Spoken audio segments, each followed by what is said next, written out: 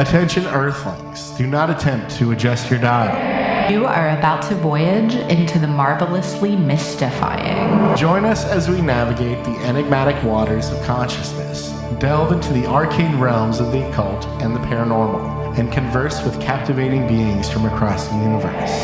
Prepare to expand your mind, challenge your perceptions, and journey into the unknown with your guides, Bunnicula and HP Hovercraft. The frequencies of strangeness await. Welcome to Dizzy Spell.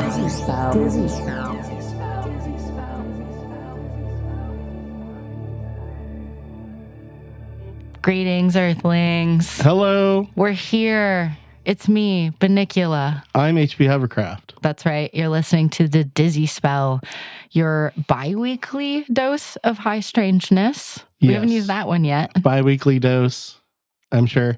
It feels weird because we've been here every week for a little bit now. I know. But that's not the way y'all perceive it. That's so true. It's all about perception. I think that's going to be the theme of our episode. I did it on today. purpose. I said that on purpose. Beautifully done. And speaking of our episode, we have a very special guest today, Allison Inman. Hello, welcome. Hello. So happy to be here. So happy to have you. As we were saying off air, you listened to our radio show, so you already are familiar with the Dizzy Spell vibe here in this dimension. Religiously listened on WXNA and am happy to be tuning into the podcast. We're so happy to have you. So would you like to start off by telling us a little bit about what you do? What do you do? I work at the Belcourt Theater, my favorite place on earth. I'm the director of education and engagement there, and I have been working there for maybe 13 years, something like that. And I've been going to the Belcourt since the 90s. So it's a special place, but I get to do all kinds of conversations around film with our audiences and Q&As and things like that, but also seminars and classes for students. And I take a mobile movie theater out into the community to show movies to kids. Wow. So I just get to talk about movies with all kinds of people. Amazing. You know? I love it. Yeah, I've seen Allison give some intros. You recently, I think you were the person who proctored the talk with the director of the Judy Sill documentary. Yeah. That was you, right? Yeah, what a my colleague Jessie. Yeah, she did that Q&A with Andy Brown, who directed the co-director. Yeah, such a cool experience. Yeah, I see you around there all the time, doing the Lord's work, and we are film buffs, as you know. Yeah, we love a film. Love a film. Have you seen Men? Have not seen Men. I gave a very hot take last week, and I was just curious how you felt. But I remember that. Yeah, I feel like I did hear you talk about that. But what was your take? I think it's as good of a movie as Midsummer. That's not what you said. I said I liked it more than Midsummer. That's what I said. Yeah. And that's just my opinion, true. And why do we have to compare the movies, which is what HP said, which is a very good point. But I guess what I was saying is, like, as far as like full core goes, I think it's comparably as cool and awesome of a movie. But yeah, I don't know. I was just curious if you had seen it or not. No, I had been advised against seeing it. So sometimes I pay attention to that, and sometimes I take it as a challenge. Okay. But remind me who the director is. Alex Garland. Oh, right, of course. So I did just see Civil War last week. I thought it was pretty bad. Did you? I didn't see it. I'm surprised you haven't seen it. It feels like something you would see. Hard for me to see like current movies in the theaters right now because of my life. True. So I believe it's going to be for rent later this week, and I'll probably buy it and watch it. I squeezed into the last show that was upstairs in the small theater at the Belcourt, and I'm so glad I saw it. And I'm really interested in the premise of the film, but I just didn't love the execution of it. But now I want to see. I'll watch Men now, just knowing that you like it. Do you like his other movies at all? I can't remember what else he's. I haven't seen any of them. Okay, you haven't seen Annihilation. No. Annihilation's great. I like that one. Ex Machina is really like the best one. I feel like he's a great example of a guy that started really strong and is sort of like not necessarily fumbled, but that hasn't lived up to like how great his early movies are. I haven't seen Civil War, and I was like lukewarm to positive about Men, but didn't like love it. But yeah, I think it just really disturbed me on a deep level. And maybe it's because I'm a woman. I don't know. But I did love it. I did want to ask, did you see I Saw the TV Glow? Yes. I just saw that this week. Man, that was a really fun one. That movie. Very visually beautiful. Yeah. I saw it at Sundance, and it was one of those times where I'm seeing 5 films in a day. So sometimes I feel like it does the films a bit of a disservice to not have a fresh mind watching it. But I did enjoy it a lot, and certainly enjoyed the discourse around it, and realized that the film is going to mean a lot to a lot of people who, that it is coded for a trans experience. Yes. And so we actually showed it to our high school students for High School Film Club this past weekend, thinking that they were really going to love it, and they actually did not. So I went with someone who was pretty young, and they really did not resonate with it as well. I appreciated it for the visuals especially. Like, that's what really I loved. Yeah, I didn't emotionally connect with it, I would say, but it is a really beautiful movie, and the message, I think, is really lovely. I'm really excited to see that. That's like one of the most anticipated movies for me, for sure. Cool. Just think that I'm going to really like it. I don't know. I love it.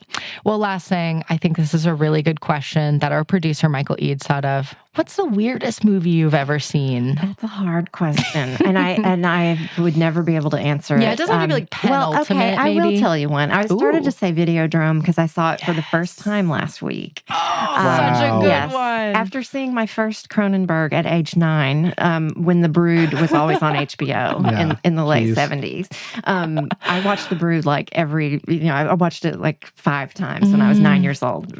Weird. But anyway, I think the weirdest movie I've ever seen is a documentary with a sort of pretentious Latin name. It came out last year. The director is Lucien Castig-Taylor.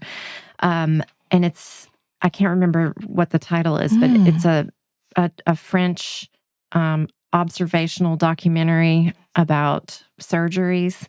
And so it's like the cameras, and you follow it. It is so incredible. Whoa. You watch surgeries, and you sort of see them from the inside. It's a really wonderful film. That's really interesting. I want to plug it, except that I can't remember the title. That's okay. Yeah. I'm sure there's only one. Yeah. You'll find it. I like that. That's cool. Yeah.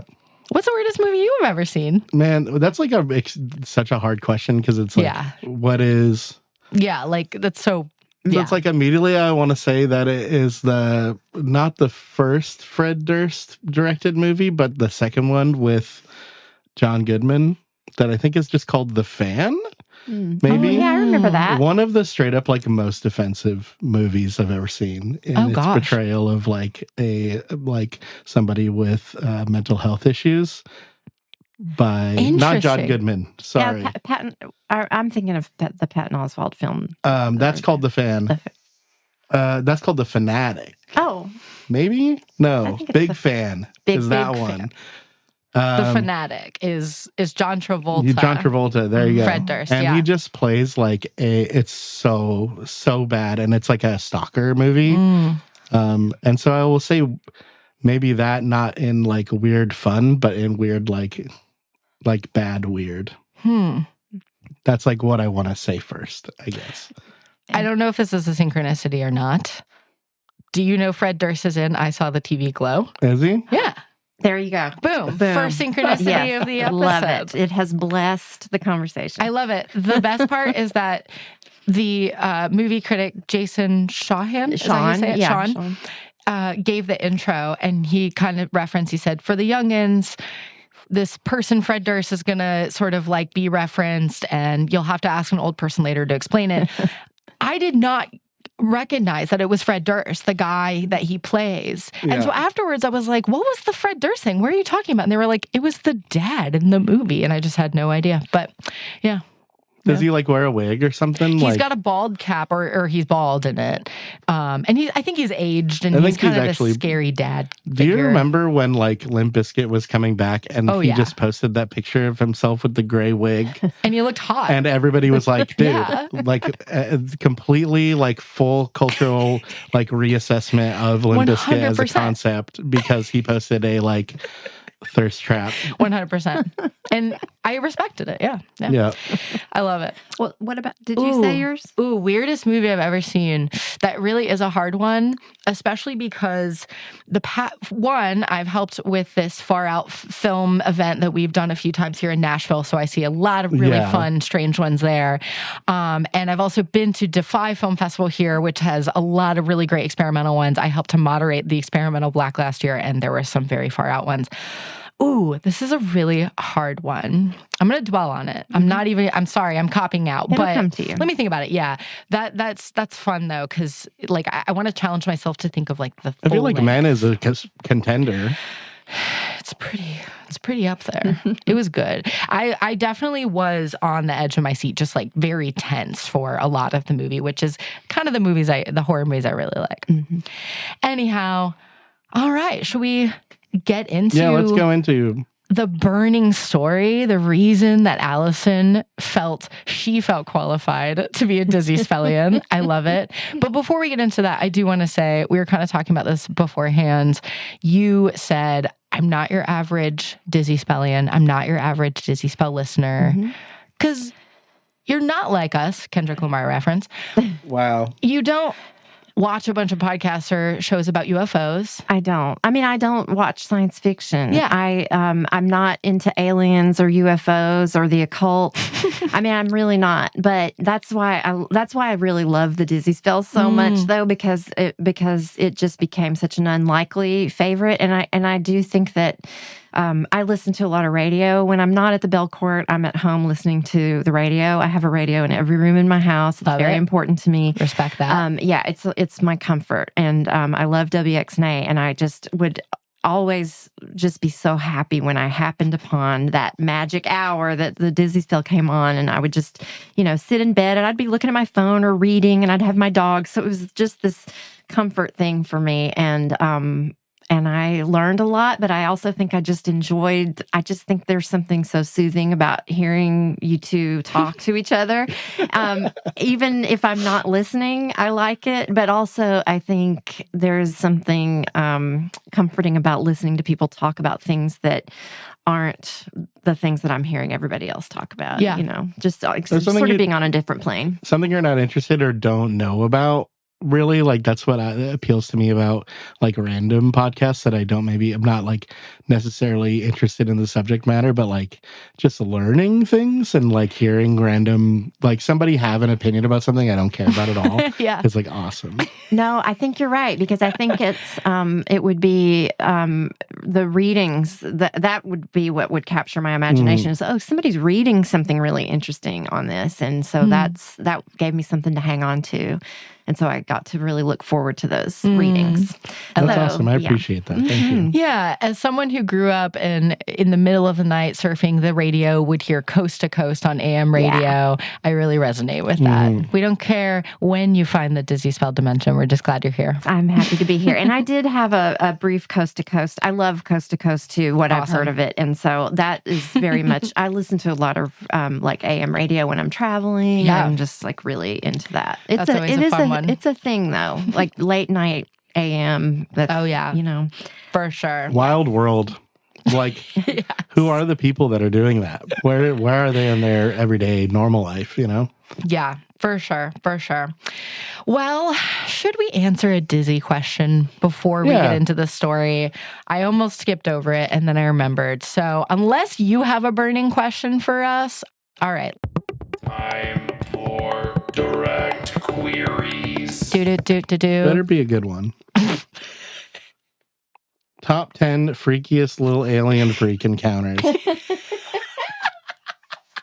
Top 10. Top 10. Little freak alien encounters. Freaky alien encounters right now. Are they asking for personal ones?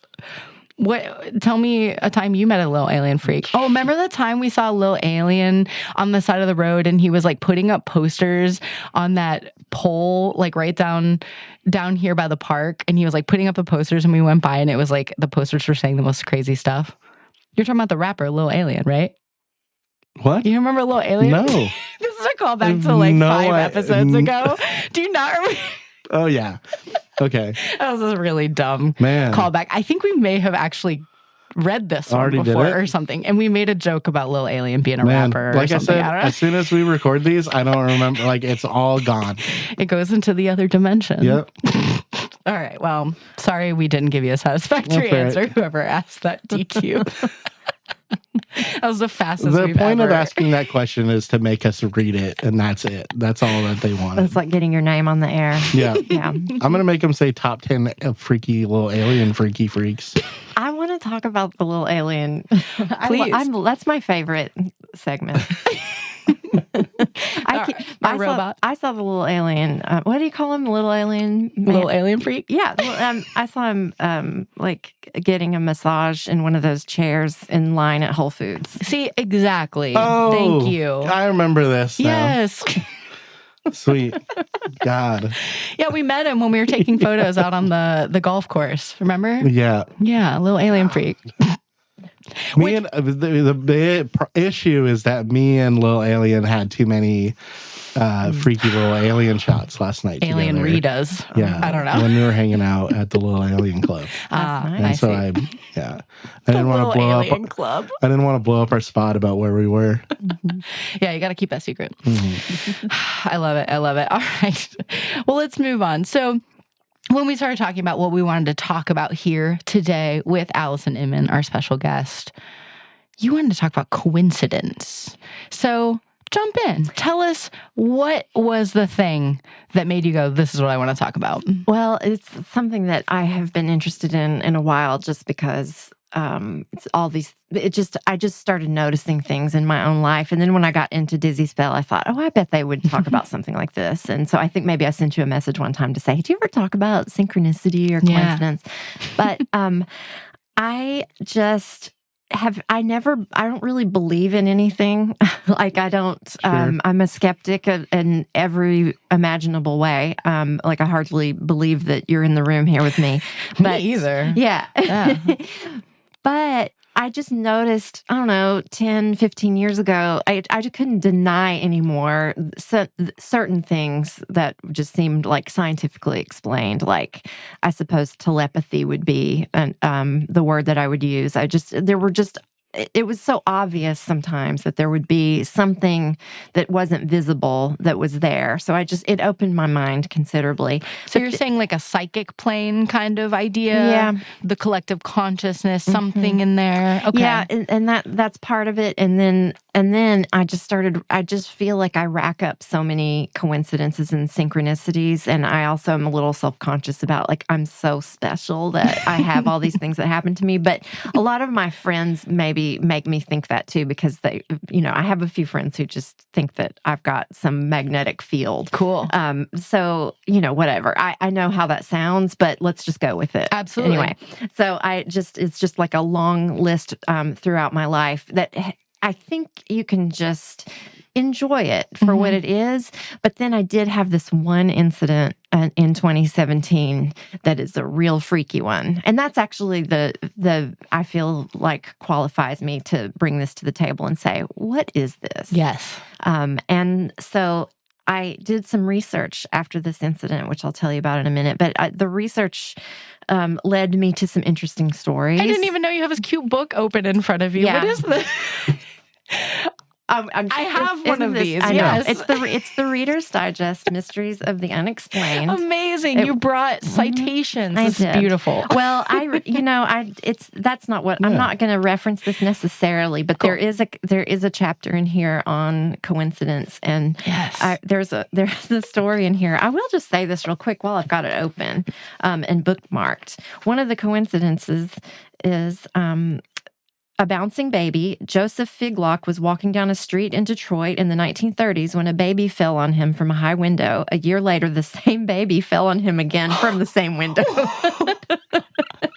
That's the glitch in the matrix. And they both survived. Yeah. So and this chapter is full of those. And Whoa. I live for this. Yes. That one's also just funny. It's like, oh, you're never going to believe a baby just fell on me walking down the street out of the window. And you're definitely never going to believe that it happened to me again. They're not going to let you call out for work for that one twice. You call it, No way. you using the baby excuse again? You using the baby fall out of the window? I can't believe this guy. He's trying it again. He's doing it again. Okay, so should I? Do you want to hear my story? Yes. My freaky story. Okay, Hit us. and just look, it was prefaced by years of minorly freaky stories. Mm-hmm. A lot of which had to do with being seated next to somebody that I have some awkward situation with in a restaurant. Where we're 200 miles away from home or something. Just run-ins, which I think could just happen if you've been around long enough. You're going to be seated next to people you have, like your weird ex-boyfriend or something is going to be there. But that's sort of the nature of the older things. But then this one is just completely random. Okay, so this was a day in 2017 that I was making coffee in the morning at home. And I'm not going to say my house said a word to me. Not that my house didn't talk necessarily, but why not? I heard a sound in my house that sounded like a name, Tony Brown. And there was no radio on or anything. It was just like coffee pot, steam, air conditioner, maybe. Enough to make me say, why did my house just say Tony Brown? Did you say it out loud to no one? Did I say that to myself? Why did my house say Tony Brown? Yes, I don't know, but I was puzzled and slightly disturbed because I've always had this fear of premonition. So in the moment, I was a little bit worried. Like, is something going to happen to him? Because there's a person, well-known person named Tony Brown. He's a music producer in Nashville, and I knew him briefly in the 90s, just like friend of a friend kind of thing, but not enough to, like, he would not know me or anything. Mm-hmm. And I never think about him and I never see him. So I was just like, that's so odd. So I forgot about it, went about my day, went to the Belcourt, and then realized, I have to go get a Blu-ray for a screening I'm doing tomorrow.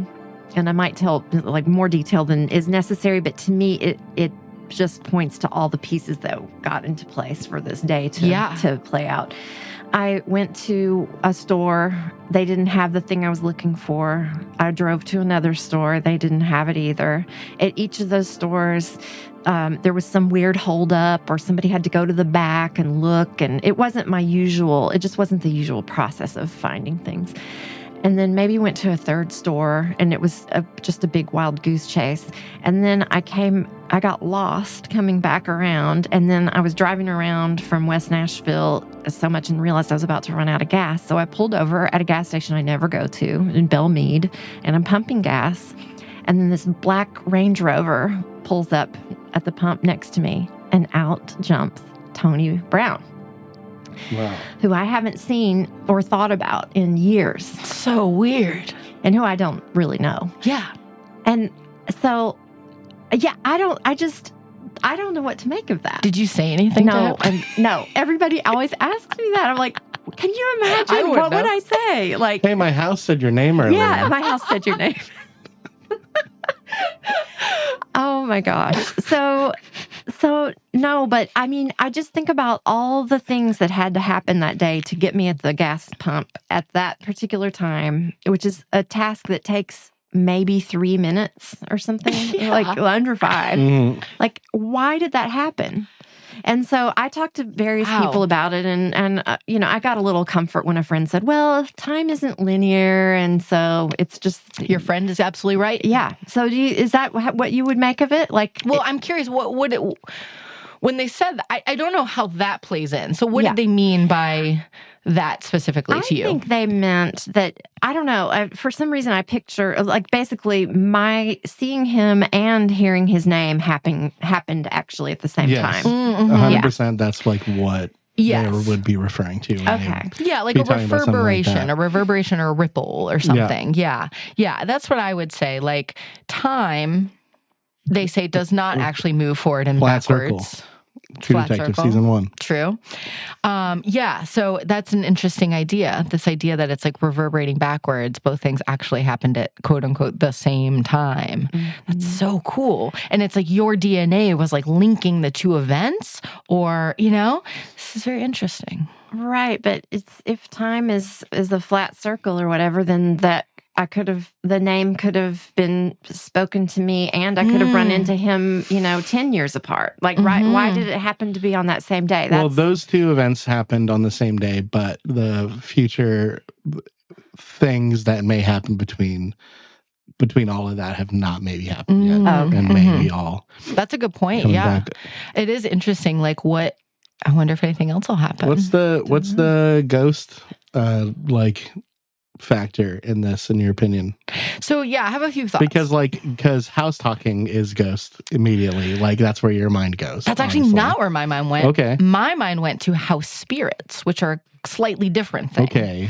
So a house spirit is the idea of charging. There's a few different kind of thoughts on how a house can get spirits. One can be that it's like kind of a combination of all the spirits of the wood and materials. All of those energies kind of create this sort of character. And then the other idea sort of that can be combined, I think, with that is people in a space creates energy, right? They say that if you meditate in the same space every day, that can reverberate and cause peaceful surroundings around you. If you do it every day, it can infuse a space with calming energy, right? So that's kind of my first thought, is like there's some sort of spirit that you are connected to in your house. You've lived there a while, right? Do you own your house? See? Yeah, there's like, you have this bond, your house inherently understands you in a way that you may not understand. And maybe, they were giving you a little warning, going, hey, you're going to see Tony today. Also like premonition on that too, like in all of it is that, that I guess basically exactly what you're saying. Yeah, it's like he was like working for you. I almost wonder if it would be worth like you said, you don't know if you believe in things, which is fair. I know, but it could be interesting. Have you ever felt energy in your home in any capacity beyond like your dogs? No, nothing. I don't think anything particularly strange. I would be completely open to that, actually. But I definitely feel relationship to people from my life who've passed. Like it's a very friendly concept for me to connect with people who are dead. But I can't say that I feel anything in that house. And I actually just don't understand why that person in particular. Yeah. He worked with a guy that I dated in the early 90s. So, I mean, it's been a while, you know? Another thought. Did you have something? Sorry. Well, this kind of thing happens to me a lot, where I think about somebody and then I see them. And it just is so, I work in a pretty like public facing job where I have regulars and I see them, and very, very often I think to myself or say out loud, I haven't seen this so-and-so in a while, and then they come in that day. That happens to me every week. This is exactly what I'm talking about, though. Like, so it's almost like you can call it up. You're summoning. Order it. Yes, exactly. Yeah. and so that there must be some scientific explanation for it, or that you know it in advance. I notice this constantly where I will. This is actually one of the things that kind of made me believe in things that I can't see. Is exactly what you said, but also we've all done this before. We're in the car with someone, and there's a pause, and then the person says a thing that you had just been thinking, like, that's and exactly... it's not related to the song on the radio or what you just passed or something. It has no correlation to anything in your view. But right, you know what I mean? 100%. And that's where one of my biggest fears stems from, is that people can read my mind. And they don't, and everybody's in on it, and they're not telling me. That's one of the... I never do this about you, HP. Yep, I think this is one of my more irrational fears, is that everybody around me has kept this secret, and they can read my mind. I'm crying, and I only think it when I'm thinking negative things about somebody, and then I go, wait, maybe what if they can? What if they can? Well, and the messed up part is like our body language and faces betray us so much more than we actually realize. Oof. And what can come off as psychic can just be micro things that we notice that we don't even realize we're noticing, and our brains interpret and can psychically read people's brains. So a lot of psychic stuff people say is, oh, you're actually just cold reading a person or intuitively understanding human nature, things like that. Another theory about synchronicity is that it's not so much what the synchronicity is. So it's not anything to do with Tony Brown. It's that it happened. And the idea that if you see synchronicities, it's a sign, an omen that you're on the right path, that you're living in alignment. I really like that. Me too. Because that actually, like, really puts it in a way that I've had trouble explaining because my head wants to go to, you saw this person like I'm with you on, I'm not any sort of spiritual or like I don't follow any like particular thing, and I don't agree with most of it, but I have realized that I do think that things happen for a reason, I guess, like is my broadest and most specific like philosophy in life. So I think that it's easy to say something like, oh, well, like the universe, quote unquote, is like telling you to talk to that person, or that person's important, or that they're going to help you in some way or something like that. And I struggle to agree with that when that's where my thoughts go, because I don't necessarily think that, and that kind of goes against like your free will, etc. But I like what you are saying, like how you are putting it, where it's like, yeah, these are the things that you're supposed to be experiencing to go correctly or whatever. Absolutely. Yeah. And I think ultimately that's when people get really into numerology or like angel numbers, seeing 444 or repeating numbers, I think it's like the same idea. It's just your language, the language you have established with the universe, and that is how you know that you're in alignment. And so you've said before that you have a list, right, that you keep of running synchronicities. I, thanks to Paul Giamatti from Chinwag, one of my favorite new podcasts, he said to keep a list of synchronicities. So I started doing it recently too. And it's amazing how many will pop up. But again, it's like you go, what does it mean? What does this specific synchronicity mean? Maybe it's not that. I will say that, they say that you can, I'm trying to remember how this goes, that luck comes to people who are working really hard as well. But I also think that synchronicities come when you open yourself up and talk to people as much as I do. Yeah. So that's a huge part of it. So I don't, have any big ideas about what that is. But I just noticed that I always talk to people when I'm traveling. I like to find out where people are from because I crave connections, and it happens constantly. Like why did when I met John, when the actor John Early was at the Belcourt a few weeks ago and I was talking to his parents, why did I tell them that I was going to Cave City, Kentucky that night after the show? So then they could tell me that their dear friend was from Cave City, Kentucky. It was my mom's little hometown. She's buried there. And so I was going to go see her grave. Their dear friend was one of my mom's classmates, B.G. Adair, a jazz piano player. And so we were just like, wow. And I knew her too and was a big fan of hers. She was wonderful. She just passed away a couple of years ago.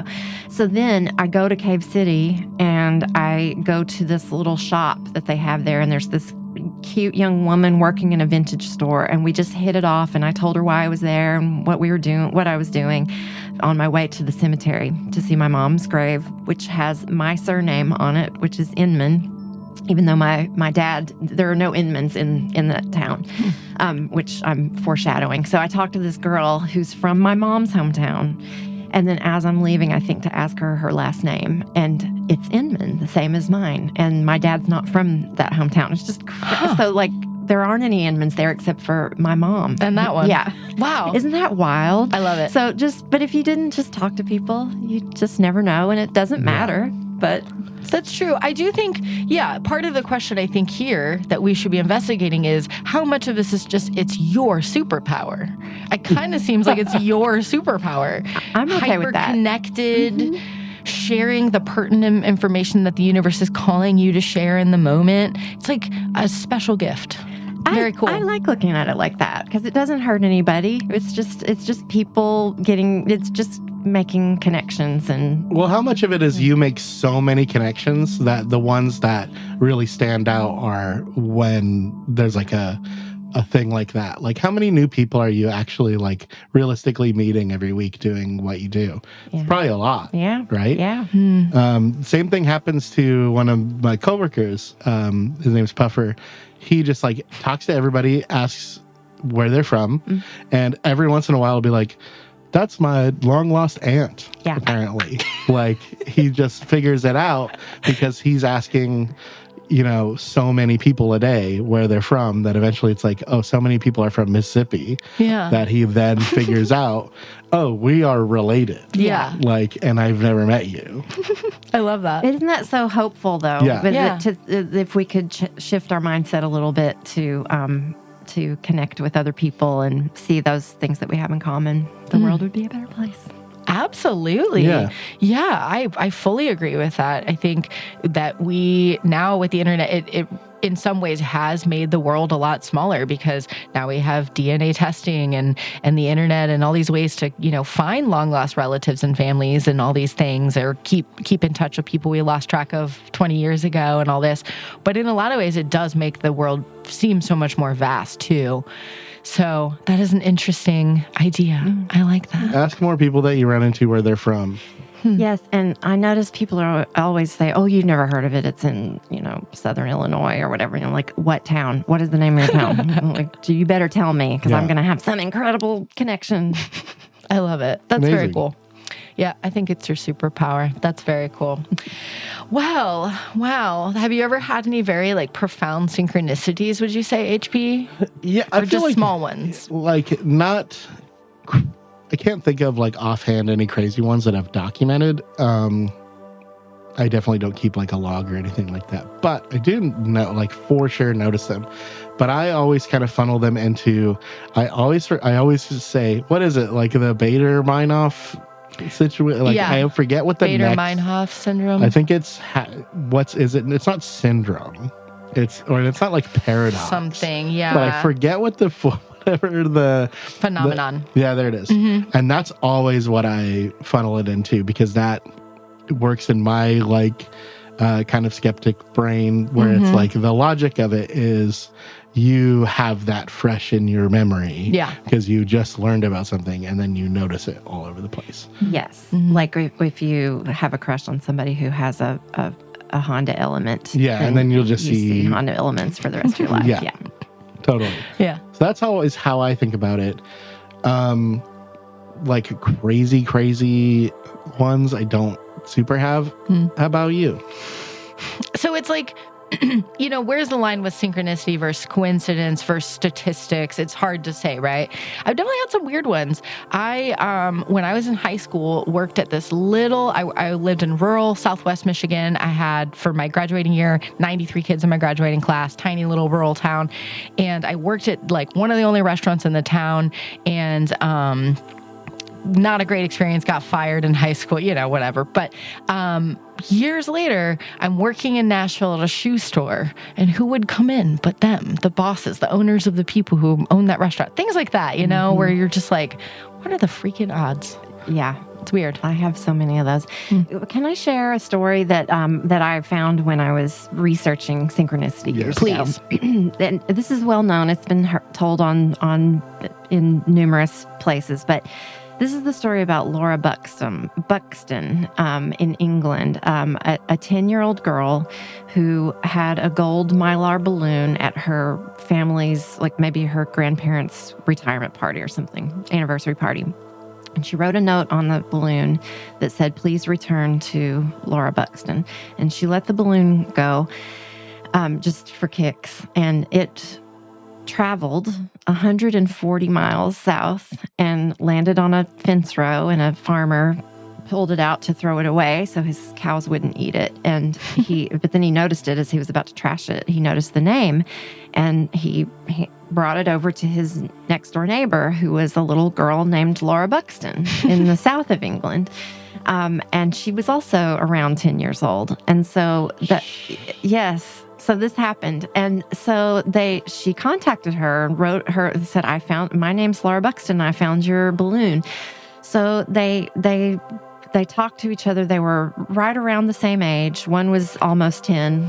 The other was 10. Eventually they met in a TV studio. It kind of got picked up as a story. Cute. They had the same height, the same build, the same hair color. They were both wearing pink sweaters and jeans, and they both had 3-year-old Labrador retrievers, and they both had a rabbit, and they both had a guinea pig, and they brought their guinea pigs That's ridiculous. But y'all, the guinea pigs were identical as well. They had the same, like, the little, like patch on their behinds, So this, okay, so mind blowing, right? And I read, it was on Radio Lab. That's where I think I first heard it. But they had somebody some killjoy on there who explained that it's not really all that strange statistically. Oh, God. Disagree. I was like, hard disagree. Guy. I know, me too. It's infuriating to me, actually. Yeah. And they were saying things like, well, I notice when you tell the story, you talk about the guinea pig, but you don't ask, about whether they have siblings. Like, she has sisters and the other one has brothers, and you didn't mention that. So, I do understand that, there's a lot that we don't see that's not a coincidence, and we're just picking out the fun ones. But still, that's ridiculous. Exact same energy as the skeptic guy in Late Night with the Devil. I was literally going to say that. Have you seen Late Night with the Devil? No. Yeah, there's a skeptic who's a total and he's just killjoy. Like such a bum. It's like, well, actually, guy. We don't need none of that energy here in the dizzy spell dimension. No way. No. Yeah, if you pointed out all the ways that things aren't alike, where are you going to get? Yeah. But, like, that is still an insane amount of, like, of things that are similar. Yeah. The name. The name and the balloon is enough. The name and the balloon and the age is... it's a stunner. I get excited if someone has the same birthday as me. Oh, same. That's like so many. I feel like somebody has the same name as me. Yeah. You know what is a crazy one, actually? Is that Silas's brother and, and your kid are both named Casper. Yeah. Yeah. Yeah. And I didn't know that. Yeah, I guess you didn't. Not at all. When you named your kid. Yeah, I guess you didn't know that. That's is funny. actually... My husband's little brother is named Casper. That's funny. I didn't know how much we wanted to, like, reveal. Well, you've talked about right then. But that is one that is not nothing. Yeah. I don't think. That's interesting. I have a childhood friend who, she and I have the same first and middle name, Allison Elizabeth, and we both have brothers named Spence, which, like, what? That's not a common name. We both had a long-term partner with the same name. We both lived in New Orleans. We've always had that strange track. So interesting. It gets into things like the argument of what's in a name, how much of your destiny is in your name, how much is in the stars, how much is in your DNA, how much is literally you were a similar file in the Matrix and they just slightly changed it and put you over here. I have a long-standing, I used to like bring this up a lot more, but when I used to do a lot more psychedelics when I was like in like post-high school, I developed there are 12 people. There are 12 like types. There are 12 types of people. Like standard builds. Yeah. And like, everyone's a variation. Like truly like think about it like Skyrim build style where there's like the templates. There's 12 people and then all of your things that happen to you like shape you slightly. But that's why like certain people look alike. And or have I bet astrology actually lines up with this. That's really weird. This is my own. 12. Yeah. This is weird. We might have to explore this a little more. Because I haven't thought about it in a while because I've kind of fallen out of like that style of taking lots of mushrooms. Yeah, same. In the last like 8 to 10 years of my life. But yeah, that was like a big one that I was on for like a really long time. Wow. There's 12 people and everybody's the same. I like it. I'm loving all your theories and secret fears that I never knew before. I want to know which one I am. Yeah. Am I D? Am I template F? I need to know. Wow. This has been a great conversation. Yeah. I'm having a great time. I love it. Well, do you have anything else you'd like to say about coincidences today? I don't think so, except that I am afraid I'm going to forget to tell you that you got me into the band Hotline TNT. And I thank you for that. That's awesome. Yes, that was a great discovery. Shout out Will. Shout out Matt Berry. Those guys rule. I went to see them at East Side Bowl, and great show. There. I mean, I was just down there by myself, getting moshed around all over the place. So much great. Funnier band than you would imagine too. Totally. You should totally. Have you listened to Will's old band Weed? No. You should listen to them because they are also awesome. Is Matt Berry the Berries? Yes. Is it that guy? Okay. He's not like... Not Laszlo from We Not Own This. Laszlo. From What We Do in the Shadows. The Berries and Happy Diving. Yes. Matt Berry of that. He's like currently in the like revolving lineup that is Hotline TNT. Heard. I love it. Okay, run the commercial.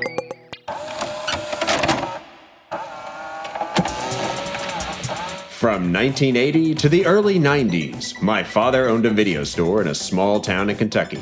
Join us the last Wednesday of every month as we take a journey back to that time and explore the films that were released during the home video boom of the 1980s. From holiday-themed horror, Christmas Eve is the scariest damn night of the year, to Star Wars ripoffs. There were countless trends during this period of cinema, as the advent of home video created an entirely new market for both producers of low and high budget cinema. Many of these films have been forgotten. Many of them are probably best left forgotten, but together, we are going to discover the weirdest, campiest, strangest films you've probably never heard of inside my dad's video store.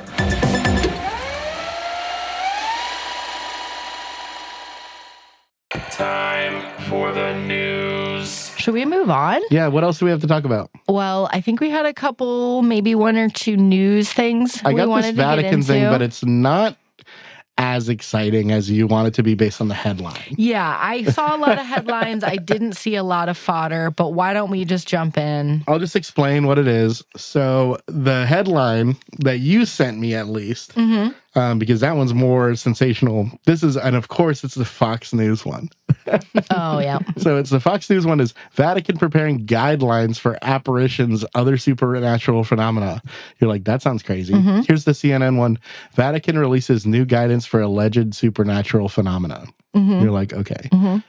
Basically, what it's saying is currently, or at least like before this is in place, this is talking about like, I see the Virgin Mary in my toast kind of stuff. Yes. Like I see these, like I'm seeing this.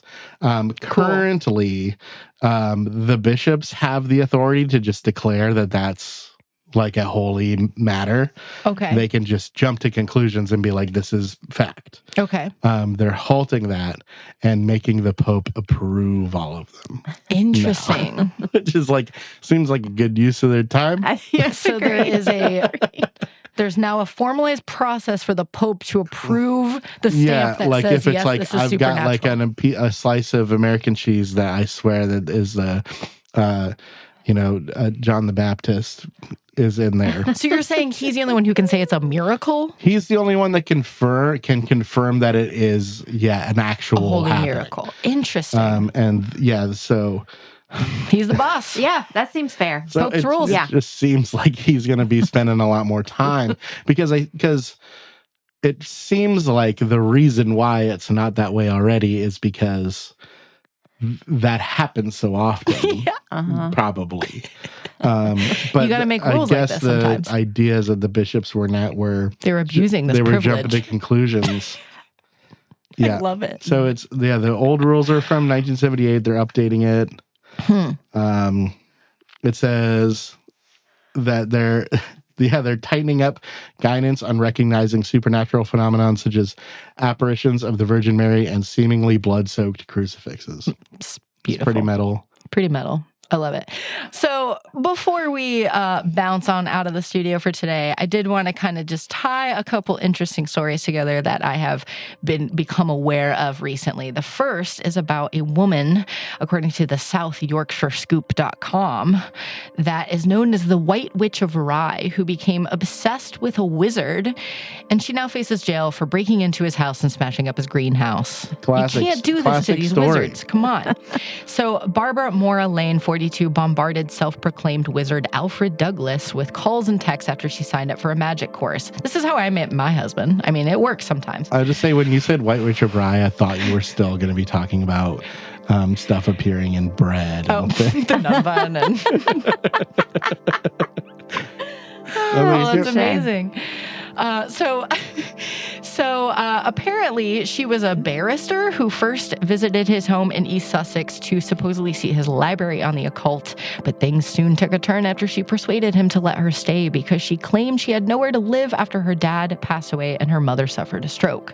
Okay, I'm with you so far. So Mr. Douglas's nephew, Paul Wilson Patterson, said they became inseparable. She had his bank card and control of his bank account. She controlled what he ate, what he drank, the clothes he wore, who he saw, and when he saw them. Now, some men need this. I don't know if this wizard did. Well, how old was he? I think 82. There you go. Yes. Okay. Yes. So the nephew found out that his uncle had changed his will and was leaving about 1.5 million pounds to Lane, which included his home and his shop. So she falsely claimed that this wizard was going senile and told locals that she was his carer, which resulted in him being isolated from his friends, and she would abuse him in ways I'm not going to detail, but I will say there was some physical abuse to this elderly man as well, which is very unfortunate. So Mr. Douglas later told police he felt intimidated and fears from his relatives grew after Lane drunkenly smashed crockery after downing mugfuls of gin. That's a very English sentence right there. I love that. Crockery. So, smashing crockery. So a lot of other things happened before she finally turned on him, pushing him out of his home and smashing out his greenhouse, where then his family finally came to his aid. But Lane had hit him and threw hot tea over one of his family members and smashed a glass panel on the front door before any of that actually ended. It's brutal stuff. She's been charged with 7 offenses, including stalking, criminal damage, and assault of Mr. Douglas and his poor wizarding family. Damn. What a sad story. Wow. Intense, right? This quite reminds. Did you see, this was maybe a month ago? Are you about to say Andrew Garfield? No. Oh, okay, because I was going to bring this into Andrew Garfield. Did you see I think it was in Brazil, the lady that brought the dead guy to the bank? Yes. Full, Weekend at Bernie's style? Yes, to try and, get money out of his account. Try to get him to sign a loan. Oh, that's what it was, yeah. Yes. And, he's, fully dead. And she's wheeling him. Yeah. He had died a couple hours before. She's going to the bank to try to get him to sign the thing. With a pen in his hand? Yes, fully. He's it's bad. The video, there's video of it. And he is dead. And is obviously dead.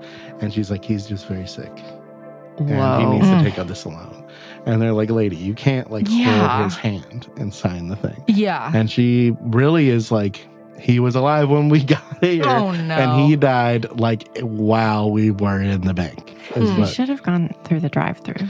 Yes. I almost spit my seltzer water on my laptop. Or Weekend at Bernie's. Yeah. Glasses and a hat. Sure. Oh, at the bare minimum. Guys. Yes. Come on.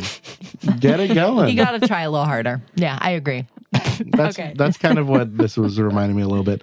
Well, to circle back to the witches really quick, the last thing I wanted to say is, have you heard about Andrew Garfield, right? Is the guy who played Spider-Man, right? Yeah, but I wouldn't, not how I would That's identify. how I know him. He played Spider-Man. That's all I really know. He's dating someone who is a self-professed witch. She is a some sort of, I think, sort of witchy coach, life coach sort of person. Really? Oh, yeah. It's been going on for a few months now. So here's the weirdest part. I heard this recently in a celebrity gossip podcast. Yes, I've been listening to a celebrity gossip podcast. Those are awesome. People have looked up and found old Twitter posts or an old Instagram video or something where she says this weird thing where she says, I think she said she saw a poster of Andrew Garfield and then she just said this thing that was kind of like a spell. Oh my God. This is years ago. And now she's dating Andrew Garfield. It's this very strange thing. I wish I had a little more details, but I was hoping you had maybe heard of this because all these people are is he trapped? Is he being taken advantage of? Is he an 82-year-old wizard who needs our help? I don't know. This is very interesting stuff though. Wow. I gotta phone a friend to learn. more about. Yeah. And I know somebody that I bet knows a whole lot about that. Yeah. I'm going to text him. It's very interesting stuff. I didn't want to get too much into it, mostly because I just was Professional witch Dr. Kate Tama. Yes. And it's just a very interesting story. Maybe I can try and find the recording and we can post it on the Instagram for some complimentary accompaniment. But let's circle back on I thought you would think this was an interesting story. Yeah. That's crazy. I can't believe I don't know anything about that. I bet I'm going to go home and my wife's going to be like, yeah, everybody knows that. Yeah. What are you talking about? She knows what's up for sure. Well, is that it? Did we do it? Yeah, I think that was good. I think we did it. Thank you so much for coming. That was really awesome. Really fun. It's fun to have just like a full-on conversation about something instead of like, I don't know, what we normally do. That was really, really cool. Yeah. Well, it was an honor. Thank you so much. Yeah, absolutely love it. Keep making great podcasts. I'm glad you get to say cuss words now. I think that we still don't. I know you don't. We do some. A little. It's nice knowing. I've had it's the freedom. It's nice. It really means something. Absolutely. If I'm going to do it. Absolutely. Hey, is there any programs or anything special you'd like to plug up at going on? Yeah, I mean, the big one is the 1999 retrospective. We are about to do 3 or 4 weeks of amazing films from 1999, kicking off with Magnolia on 35 millimeter on Friday, May 31st. Top 10 Navis Black household movie, easy. Magnolia? Yes. 100%. Yeah. I'm very excited. The Matrix is playing. Yep. My dad's never seen it. We're going to go see The Matrix. Very excited. I've never seen it either. Super good. Wow. And I'm wearing my Morven Caller t-shirt today. We're showing Lynn Ramsey's first film, Ratcatcher, which came out in 99, but also Rushmore, which is a huge favorite of mine. Yeah. Office Space, Virgin Suicide. 10 Things I Hate About You. The thing about this is that this is going to be this is going to be aired after this is. Oh, yeah. Oh, drag. Well, it'll be a fond memory. I mean, I don't think that we necessarily need to cut any of this out, but I'm looking at this list and this is crazy. Yeah, the lineups. Yeah. It's like fire. Wow. It's not. Toy Story 2 is the best Toy Story hot take. For sure. Easy. Not a hot take. Election is a top 5 favorite movie of all time. Nice. Oh, great. It was made for you, HP. Yeah. The Blair Witch, Man on the Moon, Being John Malkovich, Eyes Wide Shut. What a banner year. Yeah. A lot of people think it's the best year. It's just 99. Yeah. The Iron Giant. Right? That's a great film. Such a good movie. Now that I watch like animated movies and kids movies all the time with my 2-year-old, I put on the Iron Giant like all the time. And it's just like, I will cry to that end of the Iron Giant. Super bad. I am not a gun. It is so excellent. Oh my God. And do you know, I'm a huge Simpsons fan. Same. And so Brad Bird's first movie, he was a Simpsons guy. Iron Giant is his first movie that he did post Simpsons. And then The Incredibles is after. I don't know if there's anything in between. But both those, and he's also the voice of the turtle in Finding Nemo. Am I right about that? I'm like pretty positive that that's true. What's your favorite Simpsons episode? Do you dare to have one? Okay, so it's got to. I think that historically, I say one of my favorite ones is when he accidentally kills the truck driver, Homer. Accidentally, he challenges the truck driver to an eating contest, and the truck driver dies, and then he has to take over the truck route. Oh, where the sugar truck or something like that? No. That's when the sugar truck crashes, and he gets all the sugar, and he starts a sugar selling thing, and then all the bees. The bees are on the what now? That one, Last Exit to Springfield, is like one of the best ones ever. The monorail one is like, I watched it again recently. Amazing. I don't know. Yeah. But I feel like I always say the truck driver one. It just has so many of my favorite little moments. I feel like this is a redemptive arc because I'm pretty sure in our last episode you went, like that Simpsons, and then it was crickets because I've only watched like the Treehouse of Horror episodes. Something that reminds me of The Simpsons every single day. Yeah, same. I mean, and if my coworker Zach and I, we try not to do it, but we make our Simpsons references to each other all day long because we can, And my favorite episode is I think it's Sweet Seymour Skinner's badass song. Yeah. But yeah, where Principal Santa's little helper goes to school and gets stuck in the air ducts, and chaos ensues, and then Principal Skinner gets fired, and Ned Chalmers fills in for him. Ned Flanders. Yeah. I'm sorry. Superintendent Chalmers. Ned Flanders fills in, and is that when they grease up? Yes, that's the grease me up woman. Yeah. Lunch Lady Doris. Do you got any grease? Yes, we do. God. And then he pulls his shirt off to reveal his ripped body. Yeah. Incredible. Anyway, television. Best ever. For 10 years. Okay, so is it just like the first 10 seasons, would you say? The way that I do The Simpsons now is when I'm cleaning my house or doing laundry, I put on The Simpsons from season 2 until I get to about season 11, and then I restart it, and that's how I do it. And so I watched several of them. I haven't watched it in a long time, but anytime I do tune into the new, the current stuff, it's still good. I just don't, it's still better than a lot of things. It is a different thing, yeah. But The Simpsons, that is like the one that I love is seasons 2, 3, to a lesser extent 2, all the way up to like 12. Okay. Have you read the piece in the New Yorker, the profile of George Meyer about The Simpsons? It's from 2000. I wish I could remember the name of the essay. I'll send it to you later. But it's one of the best pieces of writing about anybody in comedy, and it's so brilliant. So you got to read it. Cool. That's cool. I have a good friend who is an animator for Futurama, and I've been wanting to try and get him on the show. That's the closest I feel like we'll ever get to like anyone who's worked on Huge Simpsons. Futurama fan too. Yeah, pretty cool still. Yeah, I love Futurama, but I think Simpsons was always just very overwhelming because I was like, where do I start? I've seen an episode here or there and some of the Treehouse of Horrors. You got to just start it. You just got to watch them in order. Well, when I have gotten friends into it, the way that I've done it has been like, okay, I'll pick like these episodes out of like each season for you to watch. But it's really just like so good. It doesn't seem like you can go too wrong. No. Yeah. Yeah. Let's stick with those seasons that he mentioned. Okay. You'll be fine. All right. I love it. Okay.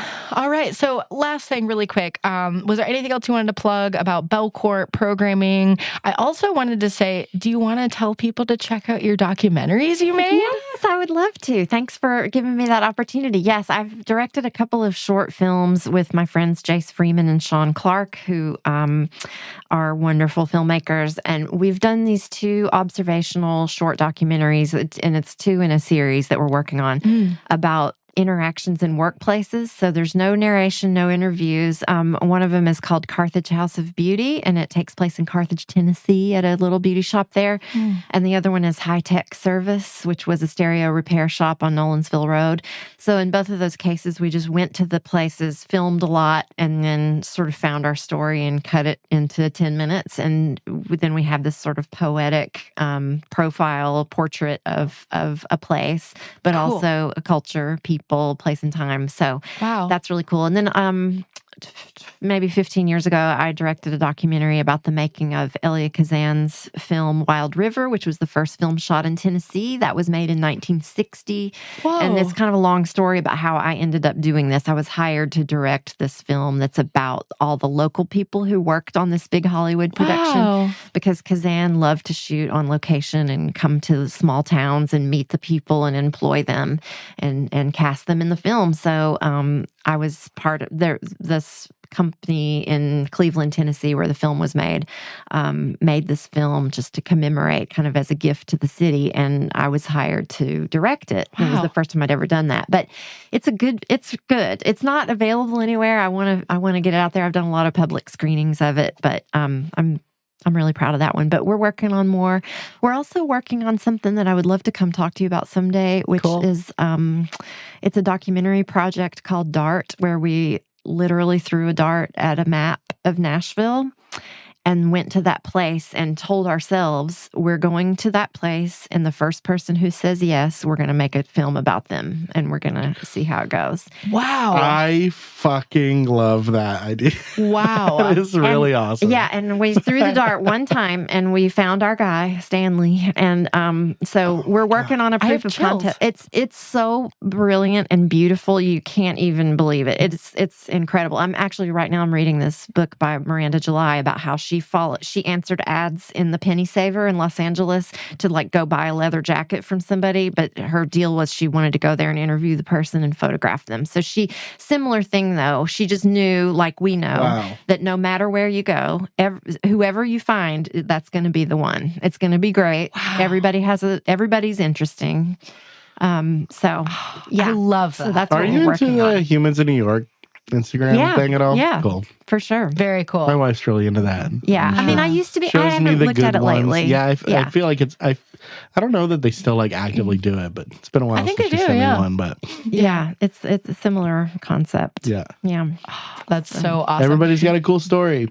Yeah, that's a beautiful message. That's so cool. And we were also, like, our first guy ended up being pretty interesting. We were kind of hoping for the challenge of somebody who really wasn't interesting, who just, because that in itself is, I just don't think it's actually possible that somebody isn't interesting. I agree. I fully agree with that, because I think that only you maybe feel like you're not interesting. Yeah. I think that to anybody else that doesn't live your same life, you are remarkable. Yeah. Like, because it's foreign, because it's not, whatever you're going through is not the same as whoever next to you. It's not the same at all. And so it's impossible to compare yourself to somebody else, because it's completely different, and how they perceive things is different. So that's a really good way to showcase that. I think. And that's why I like that so much. I'm so glad that resonates with you, and I think so too. And also, just everybody's family structure has some odd shape to it. I mean, like you were telling me yours. So like everybody's story is really interesting if you just start to speak it, just like name your, what your life is like, and I'm like, oh yeah, that's cool. So do you have a projected timeline for when Dart can be available? No, we're still, no, I wish. I know how it goes. Yeah. Have you acronized it at all? No. Cool. Just thinking. Yeah. I don't know. Dart could be, you could figure out some any sort of random timeline. I don't know. Yeah. That was almost there. I don't You know. just came up with that? Just like that? Yeah. What? You can workshop deciding any random timeline. I don't know. Deciding any random topic. Discovering any random thing. Any Yeah, I don't know. Jeez. We're close. Wow. Yeah. Hey, happy to contribute. So cool. So just to circle back, your documentaries, are they available on YouTube? Yes, they are. They're called Carthage Beauty. House of Beauty and High Tech Service. All right. Yeah. I love it. Very cool. Hey, thank you so much, Allison Inman, for being our guest. Really fun. I had a lot of fun. This was great. Yeah. I've been Bunnicula, HP Hovercraft here. Happy to talk about Simpsons anytime. I think that we should do a whole Simpsons episode. Oh, okay. Okay. Time to say farewell. So you've been listening to Dizzy Spell on the We Own This Town podcast network. We're recorded live at We Own This Town studios in Nashville, Tennessee. Special thanks to Jay Childers for the sound bed music you hear throughout our episodes. And thanks to our producer, Michael Eads, and our editor, Mac Burrus, for editing this episode. And also to Victoria Ocampo for our logo and design. Special guest, thank you to Allison Inman. Follow us on social media at Dizzy Spell World. And please leave us a review on your preferred streaming source. 5 is the magic number. It's the only number, really. Please don't leave anything out. How many beans? 5 beans. We need 5 beans to get to the next state of being. Yes. I love it. All right. Goodbye, Earthlings. Bye. Bye-bye. That's Mike. That's Michael. And that's Keith. And if you're a fan of Dizzy Spell, then you must be a fan of the strange and unusual. And I myself am strange and unusual, and so is our podcast. So if you like a fierce horror podcast that slays the competition, come check us out on the Horrified Podcast. You can find out more about us on weonthistown.net. Follow us on Instagram at the Horrified Podcast and stream us on all your favorite streaming services.